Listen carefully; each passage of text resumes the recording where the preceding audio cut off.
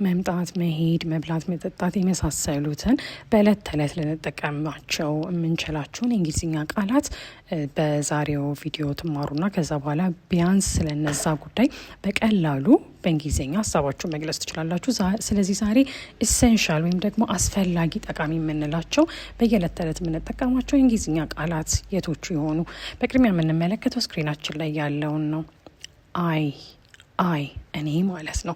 ለምሳሌ ያህል ደስተኛ ናችሁ እንበል። አሁን እናንተ በዚህ ሰዓት ደስተኛ ከሆናችሁ ምንድን ነው የምትሉት? አይ አም ሀፒ ወይም ደግሞ አይ አም ሀፒ ትላላችሁ። እኔ ምንድን ነኝ? ደስተኛ ነኝ እንደማለት ነው። ሀፒ ደስተኛ ማለት ነው። ስለ ሌላ ሰው ማውራት ከፈለጋችሁ ለምሳሌ አንተ፣ አንቺ፣ ስለ እነሱ ማውራት ከፈለግን ደግሞ ዩ እንናለን። በእንግሊዝኛ ለአንተም ለአንቺም አንድ ነው፣ ዩ ነው። ስለዚህ ለምሳሌ አንተ ወይም አንቺ ጓደኛዬ ነህ። ዩ አር ማይ ፍሬንድ። ዩ አር ማይ ፍሬንድ። ፍሬንድ ጓደኛ ነው። ከዛም ደግሞ ስለ እኛ እናውራ እስኪ። እኔ እናንተ፣ እኔና አንቺ። እኛ ዊ ማለት ሲሆን ዊ በአማርኛ ፊደልም ጽፌላችኋለሁ። ስለዚህ ለምሳሌ እኛ ተማሪዎች ነን ማለት ከፈለግን ዊ አር ስቱደንትስ እንላለን ማለት ነው። ስለ እነሱ ማውራት ከፈለግንስ ለምሳሌ እነሱ መምህራን ከሆኑስ? መምህራን ይባላል በአማርኛ። እኔን አማርኛ እንዲ ራሴን አቆሜ መማር አለብኝ። ግን ወደዚህ ስንመለስ they are teachers። እነሱ ማለት ነው። ስለዚህ እነሱ ምንድን ናቸው? ቲቸርስ። ኤስ ጨምረንበታል ብዙ ስለሆኑ። ስለዚህ አሁን እስኪ እስካሁን ያልኩትን ሪፒት አፍተር ሚ። እኔ ስል እናንተ በሉት ወይም ድገሙት ማለት ነው። አይ ዩ we they ከዛ አሁን ደግሞ የምንመለከታቸው አክሽን ወርድስ እንላቸዋለን። አክሽን ፊልም መቼስ አይታችሁ ሊሆን ይችላል። ድብድብ ያለበት አለ። እዚህ ጋር ድብድብ አይደለም፣ ነገር ግን ድርጊቶችን የሚገልጹልን የተለያዩ የእንግሊዝኛ ቃላትን ለመመልከት እንሞክራለን። ስለዚህ ድርጊት ስንል የሆነ ነገር ስናደርግ እንቅስቃሴ ላይ ስንሆን እንደማለት ነው። ለምሳሌ ያህል ወደ ሆነ ቦታ ትሄዳላችሁ አይደለ? ትምህርት ቤት ሊሆን ይችላል፣ ስራ ቦታ። ለምሳሌ ስራ ቦታ ነው እንበል። ስለዚህ መሄድ ጎ ነው። ጎ ጀስት አንድ ፊደል ነች። ጎ አንድ ቃል በአማርኛ በእንግሊዝኛው ለቃል። ስለዚህ ለምሳሌ ስራ የምትሄዱ ከሆነ አይ ጎ ቱ ወርክ ስራ ሄዳለሁ።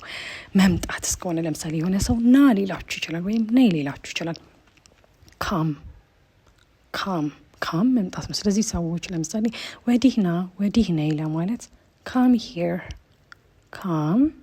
ሂር እዚህ ማለት ነው። ሰው ካም ሂር እዚህ ና ወይም እዚህ ነይ የሚል ትርጉም ሊኖረው ይችላል። አሁን ደግሞ መብላት መጠጣት። እስኪ ከመብላት እንጀምር። እዚህ ጋር ቁጭ ብላ ለምሳሌ እየበላች አይደለም እና ኢንዶሚ ሊሆን ይችላል እና ኢት መብላት ወይም መመገብ ማለት ሲሆን ለምሳሌ ያህል ቁርሴን እበላለሁ የምትሉ ከሆነ ለምሳሌ ማትጾሙ ከሆነ I ate breakfast ትላላችሁ። መጠጣት ብሬክፋስት በነገራችን ላይ ቁርስ ነው።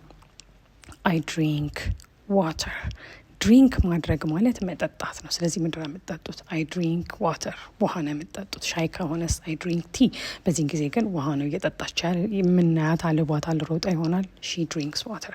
ድሪንክ መጠጣት ነው።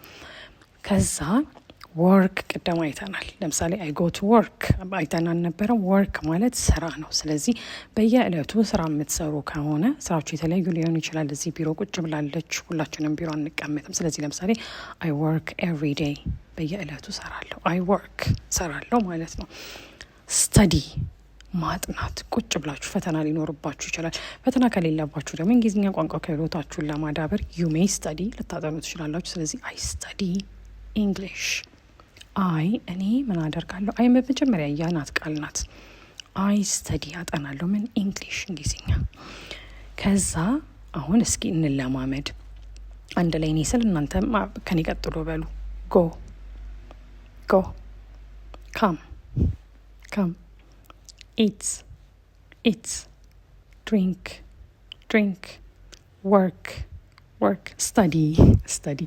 አሁን ደግሞ በየዕለቱ ልንጠቀማቸው የምንችላቸውን ተጨማሪ ቃላት ነው የምንመለከተው። ኦፍኮርስ እስካሁን ያየናቸው አሉ አይደለ? መብላት፣ መጠጣት፣ ኢቲንግ፣ ድሪንኪንግ፣ ጎዊንግ፣ ካሚንግ፣ እነሱን አይተናል አይደል?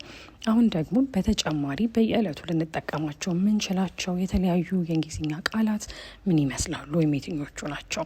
ለምሳሌ ስለ ዛሬ ማውራት ከፈለግን ዛሬ በእንግሊዝኛ ምንድን ነው? ኢትስ ቱዴይ።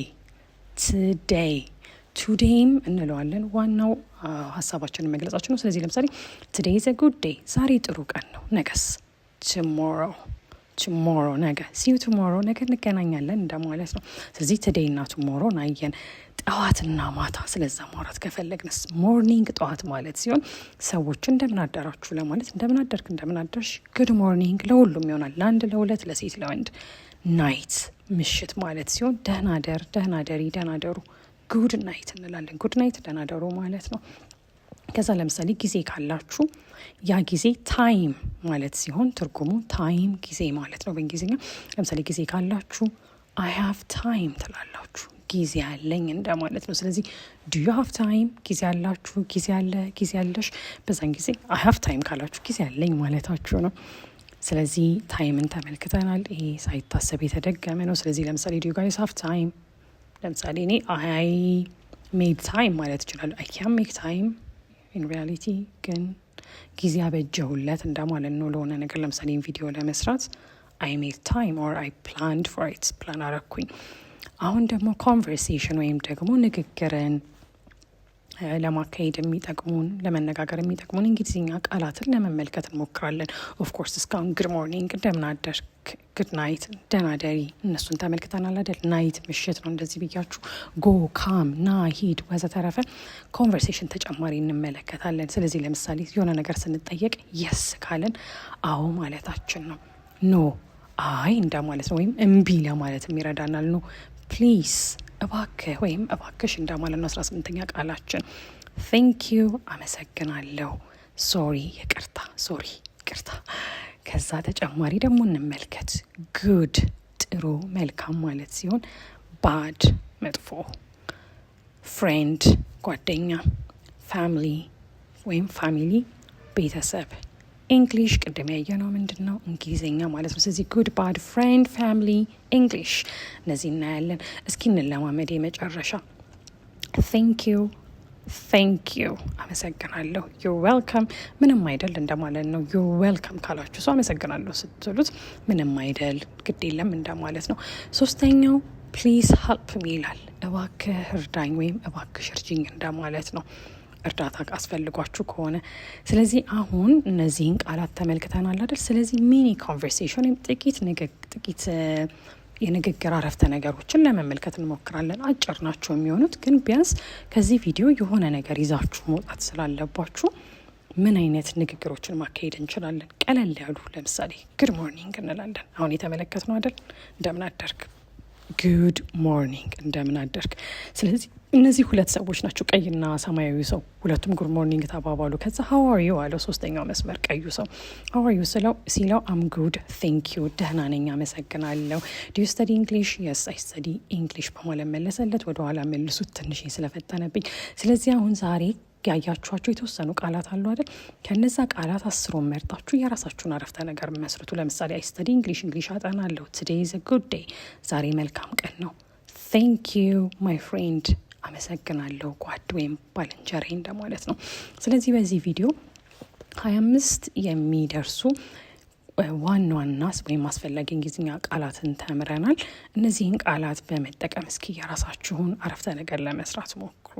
Good morning, come, good night, go, I go to work ወዘተረፈ።